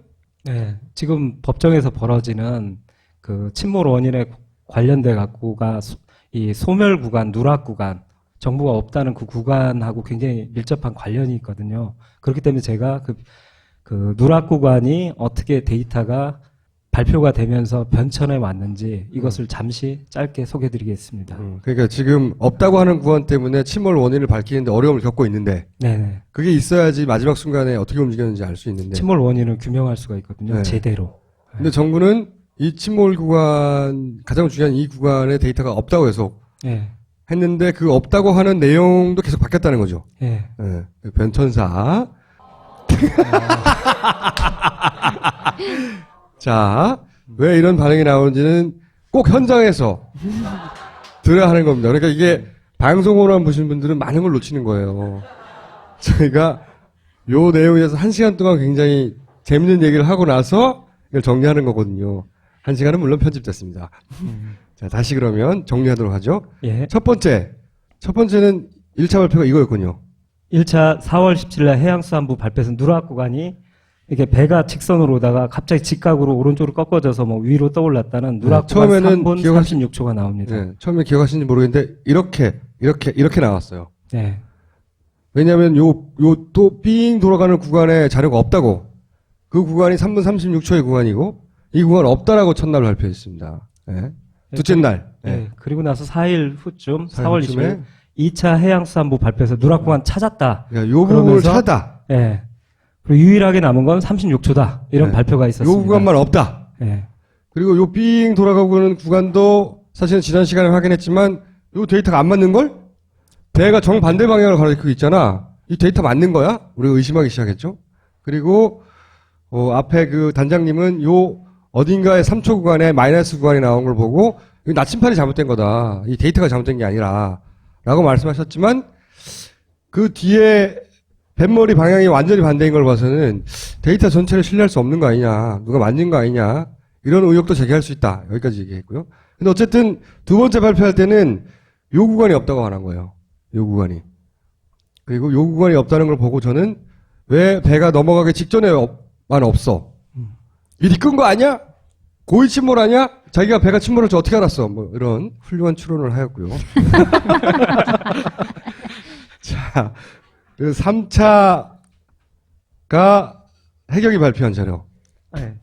예, 4월 20일 날 해경 해명 자료가 이제 발표되는데 이게 되게 중요합니다. 뭐 그러냐면 그 소멸 구간의 데이터가 처음으로 나온 거예요. 근데 시간이 뭔가 잘못 기록돼서 이 데이터가 노출이 됐죠. 네. 기억하시다시피 지난 시간에 다뤘죠. 8시 50분 11초의 자료라고 해경이 내놓은 자료예요. 근데 감독님이 이제 위도 경도를 차단해서 그걸 찍어봤더니 이게 8시 50분 11초가 아니네. 위도 그 위치상으로 보면 8시 49분 5초네. 기억나시죠? 네, 그래서 1분 정도 미뤄진 거 아니냐 이거 이 자료 자체가. 네. 해경의 그 진도 VTS에서 나온 레이더 영상도 시간이 조작된 거 아니야? 이렇게 지난 시간에 한번 다뤘죠. 그러면서 8시 49분 5초의 자료가 요거다. 나왔었죠. 요걸 기준으로 회전각도 나오고 막. 네. 그리고 좌터를 넣어서 굉장히 빠르게 돌아왔다는 되게 중요한 의미를 지닌 데이터였어요. 이 시점에 돌아가는 각도로 보아서 이 배는 25도 이상의 25도 이상의 미리 넣었다. 탈을 이 한참 전에 넣었어야 이 각도가 여기서 나온다. 그러니까 이 배는 여기서 갑자기 틀어진 게 아니라 이 앞에서부터 이미 탈을 튼 거 아니냐. 저의 훌륭한 추론이 다시 한번 뒷받침되는 거죠. 미리 뭔가 한 거 아니냐. 의도 있었던 거 아니냐. 어쨌든 감독님이 발견하신 건 요 없어졌다는 구간에 시간이 있구만. 위치 있네 이거 자료. 그럼 진도 VTS는 없어진 구간에 자료도 다 있었던 거 아니야? 뭐 이런 추론도 가능한 상황인데 요 사이에 YTN이 뭔가 또 발표를 합니다. 네.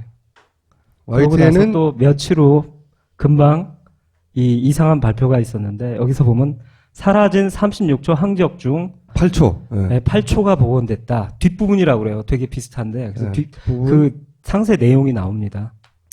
그거는 어딜 근거로 한 거냐면 YTN이 세월호 주변을 지나가던 두 패밀리의 VDR 배에 있는 기록장치 정보로부터 49분 5초에서 49분 13초 그 사이의 데이터를 찾았다고 발표했잖아요. 예, 발표했습니다. 그 데이터의 내용이 뭐예요? 49분 5초 정도를 영상을 보여주면서 그때 데이터가 140도 정도의 데이터가 왔었는데 그게 쭉 8초 정도 유지되다가 49분 13초에 150도로 돌았다. 이런 발표가 있었죠. 그러면 한마디로 말해서 이 배는 정상적으로 가다가 1초 만에 10도가 돌았다. 예, 처음엔 그렇게 발표가 됐었죠. YTN에서는 그걸 보도했답니다. 예. 8초를 찾았다. 근데 8초 찾은 내용을 보니 왜 하는지는 현장에 와서 봐야 합니다. 8초간 배는 그냥 계속 정상적으로 움직이다가 1초 만에 10도가 돌았다. 는 식으로 보도가 된 게 YTN의 보도예요. 8초 찾았다면서. 8초 그런데 찾았다면서. 이 상단에 있는 그 데이터가 이 상단에 있는 데이터? 이 이동강도 값을 갖다 이제 다 조사해 보니까 그 다음 나온 이제 해수부의 3차 발표에서 그러니까 YTN에서 발표한 8시 49분 5초의 위도 경도를 네. 예. 헬스부가 발표해서 쭉 이렇게 그려놓은 위치상에 찍어보니까 주황색. 49분 5초의 위치가 아니라 48분 44초. 48분 44초의 위치더라. 예. 그러니까 여기 최소한 시간이 잘못된 거네요. YTN 보도는. 예. 최소한은. 예. 해수부의 발표로는 그렇죠. 그게 44초의 데이터라고 그러니까 48분 44초 그러니까 데이터라. YTN에서는 이게 49분 5초의 자료라면서 발표를 했는데 예. 그때 위치를 찍어봤더니 이때 위치더라. 여기서의 위치가 아니라. 예. 그러면 YTN의 시간이 잘못된 겁니까? 아니면 해수부의 이 위치가 잘못된 겁니까? 좌표상으로는 해수부가 말한 48분 44초의 데이터가 맞아요. 좌표상으로는? 예, 그러면 좌표상으로는. YTN의 두 패밀리의 자료라고 했던 이 시간은 틀린 거고, 이 시간은? 왜 틀렸는지 모르겠지만 틀린 거고. 아니, 그러니까 해수부의 발표는 뭐냐면 이 위도 경도를 봤을 때 48분 44초에 데이터가 와서 그 중간에 이제 AIS 데이터가 오지 않으니까 쭉 유지되다가 49분 13초에 새 데이터가 업데이트되면서 변한 것이다. 이렇게 설명이 된 거죠. 요 데이터가 와서 업데이트 안 되고 쭉 AS 여기까지 데이터 계속 갔다. 예, 안 오니까 계속 그게 유지되다가 49분 13초에 새 데이터가 업데이트되었다. 이렇게 얘기하는 거죠. 해수부의 설명은? 예, 설명은. 이렇게 된 거죠. 그러면서 어떻게 됐냐면 결론적으로 해경이 보유하고 있었던 시간은 좀 잘못 기록되어 있지만 요 중요한 좌타를 넣고 우타로 급하게 꺾었다라는 여러 가지 의미를 갖고 있는 저 데이터가 이 발표로 인해서 이제는 소멸됐어요. 아무도 저기에 주목하지 않게 된 자, 거죠. 그러면 이제 다시 짚어볼게요. 네. 감독님이 요 자료를 통해 가지고, 그죠? 네. 해경의 진도 BTS 이 자료를 통해서 이 위치를 찾아냈어요. 네. 그렇죠? 네, 그 위치. 이 위치를 찾아냈는데 그때까지만 해도 못 찾아냈죠. 아무도. 그거는 한참 후에 찾아낸 건데, 그런데 요 데이터를 찾기 전이긴 하나, 우리 일반 일들이 찾기 전이긴 하나, 해수부의 발표에 따르면 요 자료는 없는 걸로, 예, 없는 걸로 그냥 여기서부터 여기까지 똑같은 자료가 있다가 한꺼번에 13초에 탁 자료가 튀어나온 것처럼, 그렇죠. 그렇게 정리가 됐다는 거죠. 예, 맞습니다. 그래서 그 효과는 요 중간의 자료는 없는 거다. 네. 없는 거고, 여기서부터 여기까지는 없고, 여기서부터 여기까지 또 같은 신호가 유지되다가 여기서 급회전한 다음에 자료가 있는 거다. 예, 맞습니다. 그러면 해수부가 3차로 발표한 29초, 예. 36초에서 29초를 줄은 거예요, 예. 이제. 29초의 자료의 의미는 요거를 무마시키는 거네요. 요거를 무의미하게 만드는 거네요, 이 자료를. 예, 무의미하게 만들어버리죠. 요약하면 어쨌든 이런 거네요. 이제 역사로 보자면 3분 36초, 그러다가 8초 차단했다고 하고, 그래서 결국은 여기서 8초 차단했다고 하고, 8초 차단했는데 그게 약간 뒤로 당겨져야 되고, 해수부의 발표에 따르면.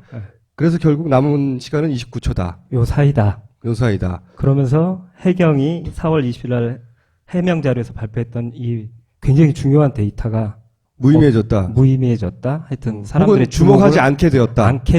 혹은 찾으려고 하는 생각 자체를 하지 않게 되었다. 그렇죠. 왜냐면 없다고 그랬으니까. 예. 뭐 이런 의미인 거네요. 그래서 말하자면 누락됐다고 하는 구간이 여러 번 수정되었고, 예. 수정되는 와중에 사실은 그 누락됐다고 하는 구간 속에 있던 데이터도 있긴 있었는데, 예, 있었는데. 그게 실수인지 의도인지 모르겠지만 있긴 있었는데, 예. 3차로 정리하면서 그 데이터가 있다는 사실 자체가 다시 한번 묻혔다. 예, 묻혀버린 거죠. 네, 묻혔다. 이런 얘기인 거죠. 예, 예. 네. 그러고 나서 그리고 나서? 사람들한테 어떻게 보면 여기서 이상한 점이 바로 이건데요. 49분 5초 AIS 정보가 해경에 기록됐다라는 게 아까 말씀드렸잖아요. 이 묻힌 데이터. 이것은 사실은 두 패밀리도 같은 정보를 수신했기 때문에 VDR에서도 존재했어야 되는 게 아닌가 이런 의혹이 든다.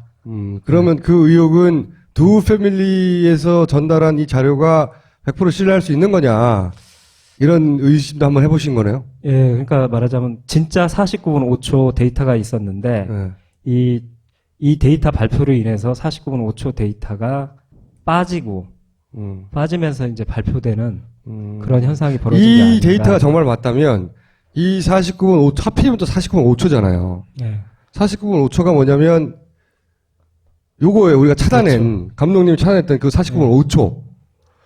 여기서부터 8초간 자료를 찾았다고 했거든요. 그죠?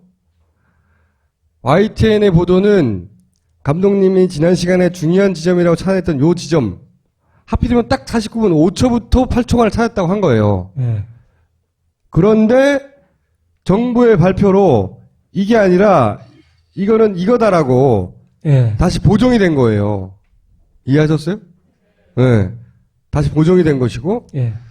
그래서 감독님의 의심은 도우 패밀리도 요 자료는 수집했어야 되는 거 아니냐. 그것도 없네? 시간도 좀 틀렸지만? 그리고 이상한 건 그거죠. 사실은 해양수산부가 조사를 하면서 이 데이터를 갖고 있던, 이 좌타를 갖다 오른쪽으로 갔다라는 이 데이터를 갖고 있던 이 진도 VTS 데이터를 입수해서 그걸 복원했다고 그랬어요. 그럼 이걸 봤어야 되거든요. 네. 근데 결국 결론은 없다라는 거죠. 있었는데 없다고 발표된 거예요. 그리고 한 번 더 다시 4차 발표를 했어요. 이게 참 재밌습니다. 이거 최근의 일이 늘어났어, 왜? 다시 늘어났어요. 왜냐하면 그 중요한 역할을 했던 일반 사람들이 140도에서 150도로 갔다, 그리고 뭐 중간에 데이터가 없다, 그렇게 했던 중요한 역할을 했던 그 데이터가 다시 뺐어요. 7월 18일 날 어디를 뺐죠? 해수부가 저 주황색 데이터 48분 40대 YTN에서 그 보도했고 해수부가 정정해서 그 데이터는 48분 44초다 했던 그 데이터가 이유는 모르겠어요. 그냥 어떤 그 정확한 이유를 발표하지 않으시고 이 데이터도 빼버렸어요. 그래서 35초로 낙찰됐나요? 네. 지금 마지막 최종적으로 다시 원래대로 환원돼서 35초로 다시 늘어났어요. 1초는 36초였잖아요. 1초는 어디 갔어요? 1초는 이렇게 얘기하다가 네. 여기서부터 얘기하느냐, 네. 그 중간만 얘기하느냐, 그래서 좀 왔다 갔다 하는 거고, 네. 그러니까 하여튼 36초 혹은 35초 그 구간으로 원래대로 환원돼 버린 거예요.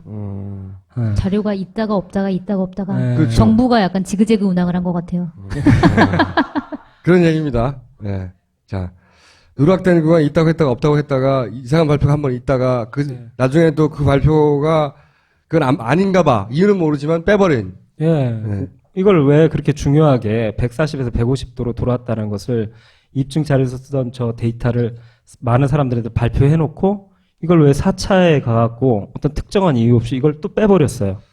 어쨌든 최종적으로 지금 국회에 제출한 공식 자료는 35초간만 없어진 걸로 7월 달에 사고는 4월 16일 날 난 겁니다. 그러니까 석 달 후에 난 자료 최종 낙찰된 누락 구간의 시간은 35초로 낙찰되었다. 그 사이에 왔다 갔다 한 것들에 대해서 이상한 점을 짚은 거고요. 그래서 이제 이런 얘기겠네요, 그러면. 지금 현재 재판 상황에 대해서 이 자료를 입수해서 분석을 해봤거든요. 모니터링해서 그걸 알려드리겠습니다. 지금 어떻게 흘러가고 있냐면 지금 자문단 보고서가 검경합동수사부의 자문단 보고서에서 어떤 내용이 나오고 있냐면 결국은 그 소멸 구간과 관련된 누락 구간과 관련된 얘기예요. 그러니까 그 구간에 어떻게 했냐 이거죠, 지금. 네, 침몰의 원인에 대해서 어떻게 설명하고 있냐면 결국은 140도에서 145도로 우연 5도, 되게 소각도, 정상 변침을 했다, 우회전했다 이렇게 얘기하고 있어요. 그런데 침몰 원인은 뭐냐면 보건성이 없는 이 배를 갖고서 이렇게 5도를 돌렸는데 핸들을 약간 돌렸는데 배가 잘 안 도는 거예요. 그래서 확 꺾었다. 그 조작 미숙으로 15도 이상 큰 각도로 조타하게 돼서 배가 침몰했다. 이게 지금 조사 보고서의 거의 결론입니다. 보고서는 두 번에 걸쳐 꺾었다는 얘기는 나온 거네요. 그렇죠. 그리고 두 번째는 크게 꺾었다는 것까지는 나온 거네요. 네, 근데 다 우연이죠. 네. 우로 핸들 조금 돌려놨다가 잘 안 도네? 확! 이래서 배가 침몰했다. 이게 지금 조사 보고서의 거의 결론에 해당되고 있습니다. 그래서 조타 미숙이 사고 원인이라고 검경 자문단 쪽에서도 보고서가 그렇게 나온 거예요. 거기서 이제 변호사가 거기에 대해서 자문단장에게 물었을 때도 그분도 이 보고서를 이렇게 제출했고 조타수의 이 조타 미숙이 직접적 사고 원인이라고 지금 오케이. 말씀하셨죠. 재판은 이렇게 진행되고 있습니다. 네. 이것을 조금 제가 설명드릴게요. 그러니까 저 얘기만 들으면 잘 이해가 안 가시는데 무슨 얘기냐면 검경합동수사본부 전문가 자문단 보고서의 결론은 되게 간단합니다. 뭐냐면 이 검은 선과 검은 선 사이가 누락 구간이에요. 35초간. 없어요, 여기. 예, 여기 없어요. 지금 이 데이터가 지금 헤딩 값이 139인데 예. 네. 여기서 그러니까 거의 140도라고 이제 얘기하는데 네, 140도. 여기서 딱 보다가 이제 140에서 원래 가려던 게 제주도 방향인 145도였거든요. 네. 그러니까 정상적으로 핸들을 조금 5도를 탁 틀었다. 그러니까 배는 이리 가야 되는 거예요, 이리. 예. 지금. 이리로 가야 되거든요. 예. 네. 그러니까 제주도 방으로 가기 위해서 살짝 틀었다. 살짝 틀었다. 근데 배가 잘 안 돈다라는 거예요. 네, 이게 타이어가 없다. 예, 그걸 팔을 그렇게- 돌렸는데 효과가 없다는 얘기겠죠? 그러니까 네. 나는 핸들을 돌렸는데 네. 이 배가 잘 안 도는 거예요. 그러니까 더 돌게 해야지. 그래갖고 이빠이 꺾었다라는 거죠. 오라이!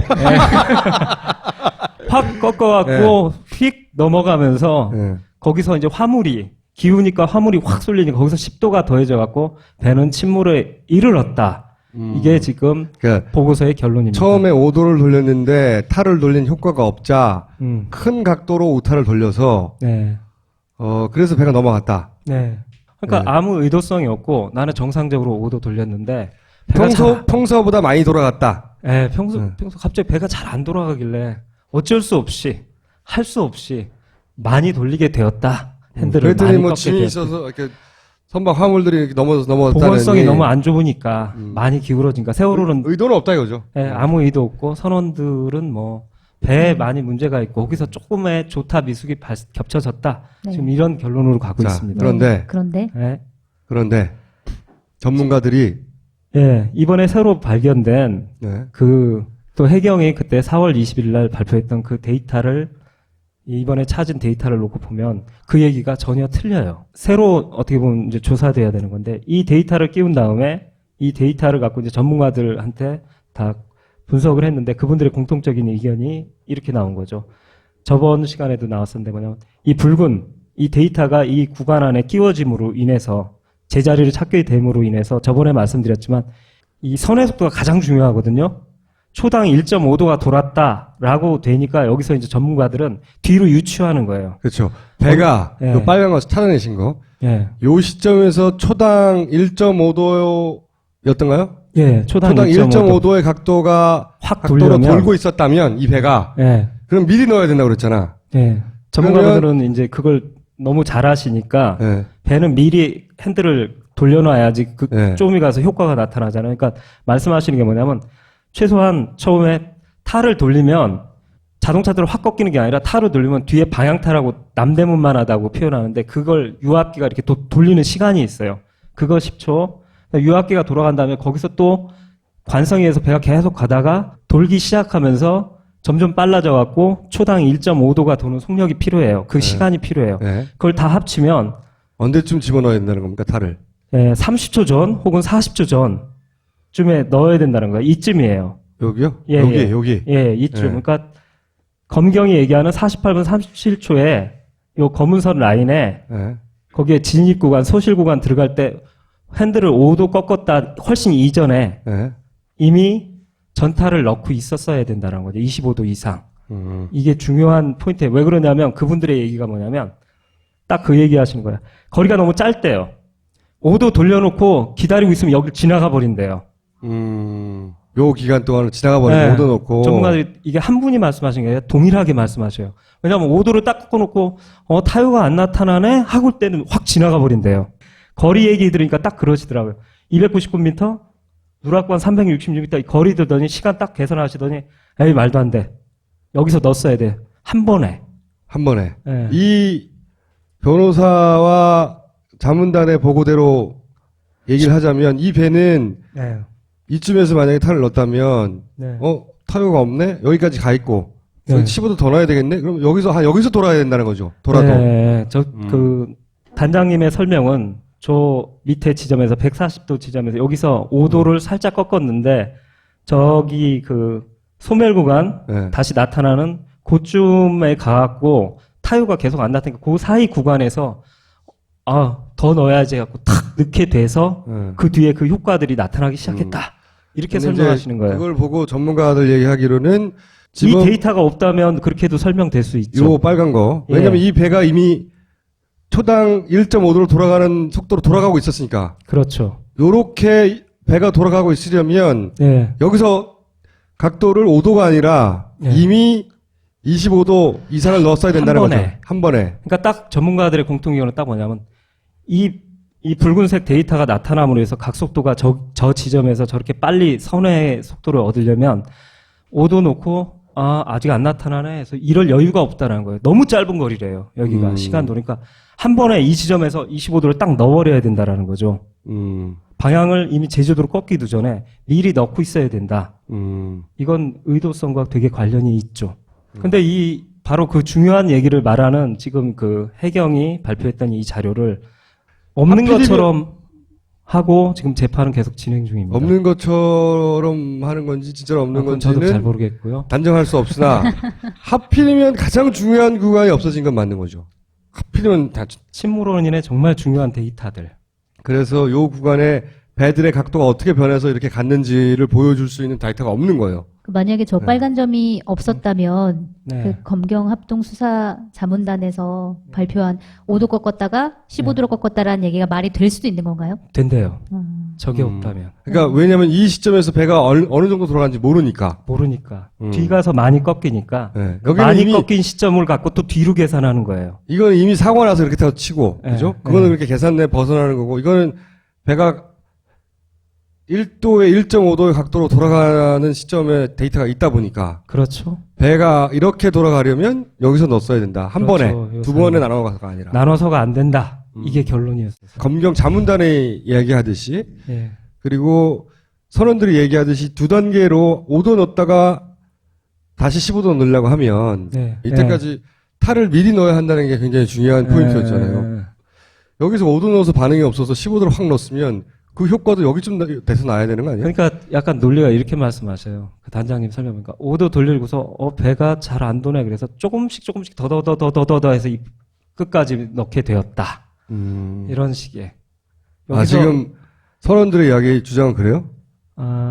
하여튼 선원들의 그 증언을 듣고 자기가 조사해보고 결론은 그 증언에서 그렇게 얘기해요. 주장은? 네. 선원들의 주장은? 네, 주장도 많이 참고하시더라고요. 그래갖고 자기가 하여튼 모든 결론을 보면 여기서 밑에 48분 37초에서 5도를 넣었다가 어떤 지점에서 배가 잘 안 도는 것 같아갖고 툭툭툭툭 돌리다 보니까 계속 쌓여갖고 그게 더 많이 거의 35도, 25도나 35도 이렇게 전탈을 넣게 돼서 그 결과가 이 영향이 결국 저 파란 점들이 쫙 도는 저게 나타난 것이다. 그렇기 때문에 사고의 원인은 그 실수다. 보건성이 안 좋은 세월호의 문제와 조타수의 실수다. 지금 재판에서 그 감독님이 발견한 저 빨간 점은 아직 얘기되고 있지 않은 건가요? 전혀 얘기되고 있지 않습니다. 그럼 일단 검찰에게 네. 파파이스를 보내주세요. 네, 그래야겠습니다. 이거 감독님한테 찾았다고. 지금 요청하시는 건가요? 네. 아니 근데 저건 이미 해경이 보유하고 있잖아요.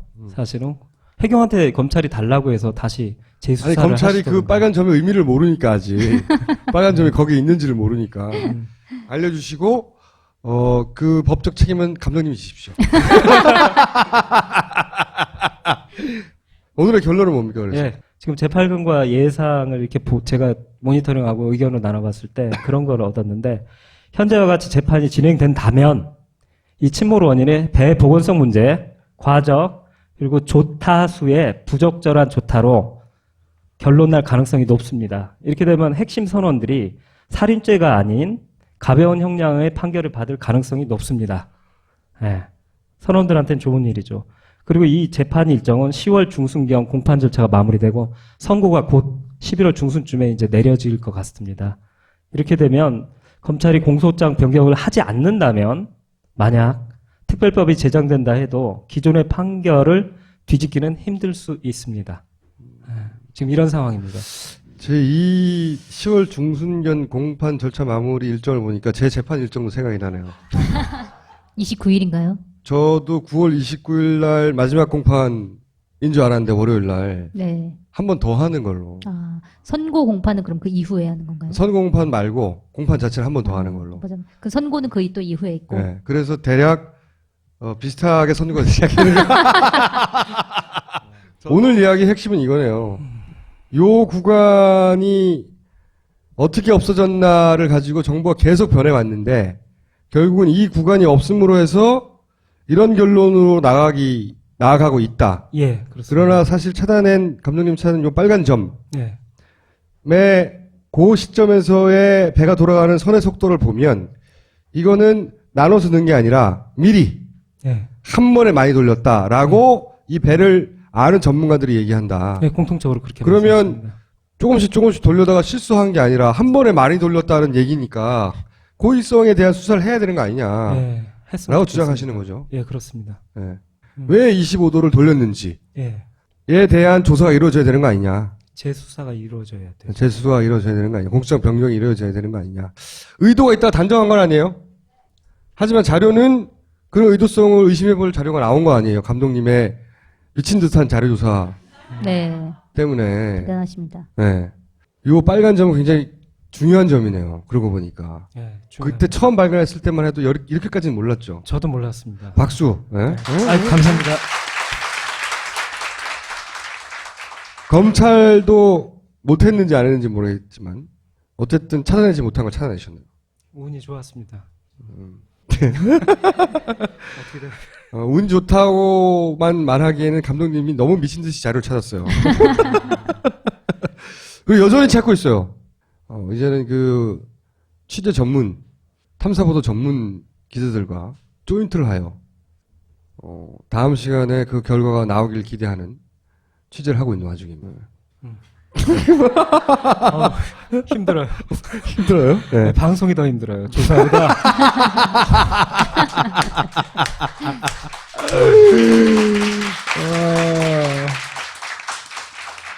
언젠가는 저희가 그 미공개 영상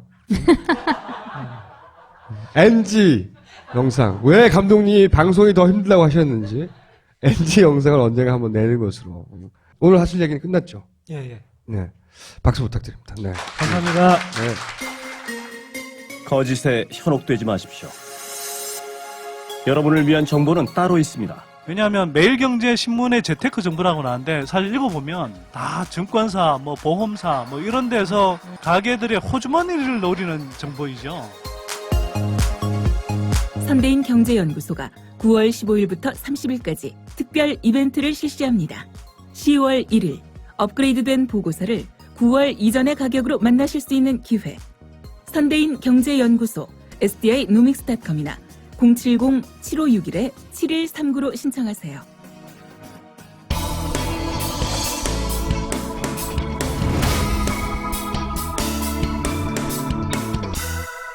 원래는 스코틀랜드 이야기를 좀 하려고 했는데 네, 그거 하면 안 될 것 같아요. 저 도저히 안 되고요. 네.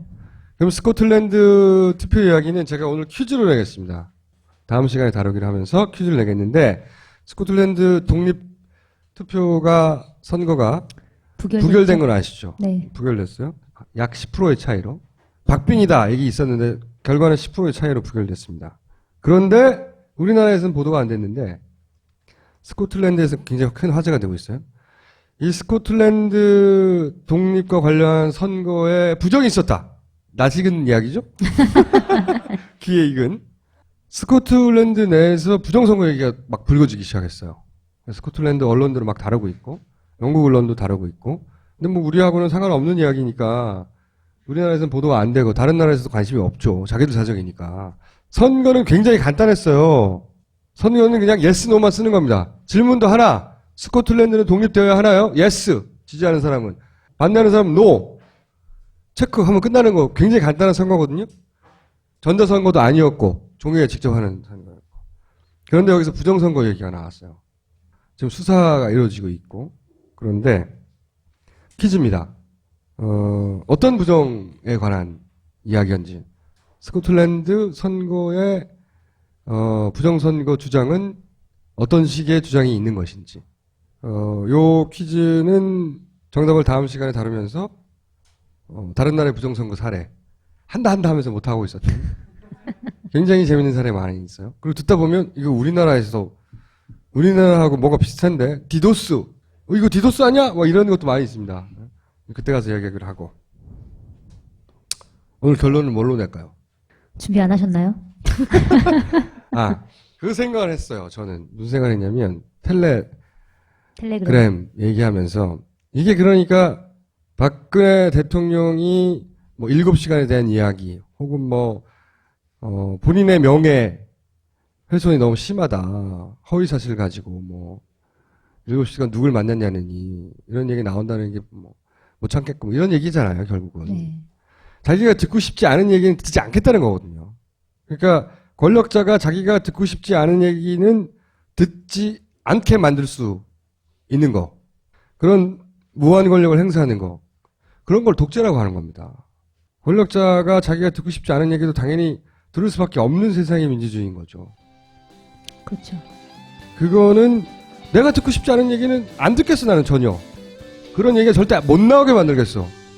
그렇게 권력을 행사할 수 있는 나라가 독재국가라고 하는 거죠. 오늘은 여기까지 하겠습니다. 감사합니다.